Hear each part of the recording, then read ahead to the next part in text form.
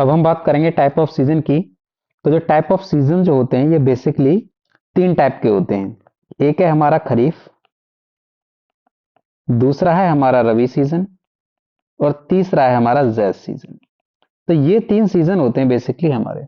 तो इन तीन सीजनों के ऊपर हम लोग बात करेंगे डिटेल में और आसानी से समझने का प्रयास भी करेंगे।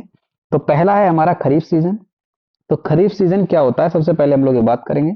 तो खरीफ सीजन जो होता है, इस it is the it is known as summer season having duration between April to सितंबर।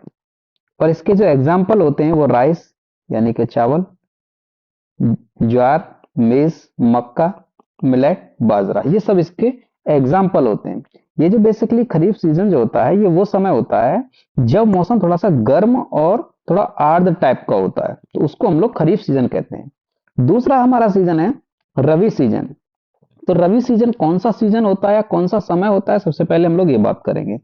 तो रबी सीजन जो होता है वो हमारा वो समय है जब मौसम थोड़ा सा ठंडा होता है, इसीलिए हम इसको it is the winter season with duration between October to March, इसीलिए हम इसे क्या कहते हैं, विंटर सीजन के नाम से भी जानते हैं। और इसका जो ड्यूरेशन होता है, इसका ड्यूरेशन होता है अक्टूबर से लेकर के मार्च तक का ड्यूरेशन होता है। इसके जो एग्जाम्पल होते हैं, इसके एग्जाम्पल होते हैं व्हीट यानी कि गेहूं, मस्टर्ड यानी कि सरसों, पोटैटो यानी कि आलू, पल्सेस यानी कि दाल। ये सब इसके एग्जाम्पल होते हैं।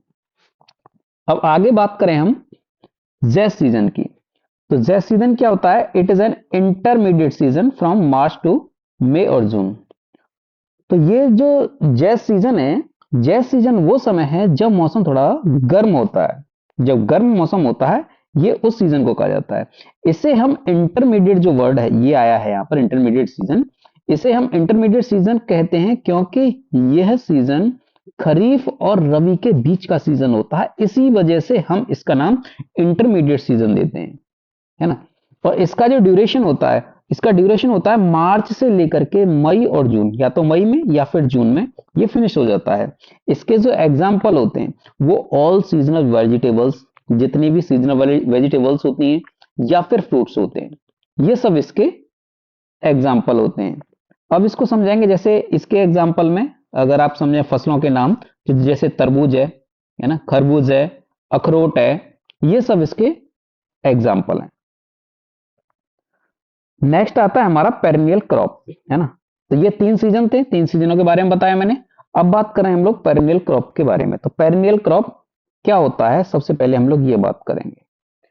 तो perennial crop the crop which requires local duration for their full growth duration more than one season is known as perennial crop। तो पेरेनियल क्रॉप कौन सा होता है, वो समय है जो एक से अधिक वर्षों तक जीवित रहता है और लगातार उत्पादन देता है। इसके जो एग्जाम्पल हैं, इसके एग्जाम्पल कौन से हैं, जैसे शुगर केन है, गन्ना यानी कि बनाना, ये भी इसका एग्जाम्पल है, केला, है ना, ये सब इसके एग्जाम्पल है। इसकी खासियत क्या है पेरेनियल क्रॉप की, पेरेनियल क्रॉप की खासियत होती है कि एक से अधिक वर्षों तक ये जीवित रहता है ना। एक से अधिक वर्षों तक ये जीवित रहने वाली क्रॉप जो होती है उसको हम लोग पेरेनियल क्रॉप कहते हैं। ये लगातार उत्पादन देती है, दूसरी खासियत ये है। तीसरी खासियत ये है कि अधिक जल की इसको आवश्यकता होती है, यानी कि अधिक जल होगा तभी ये जाकर के फसलें अच्छी प्रिपेयर होती है।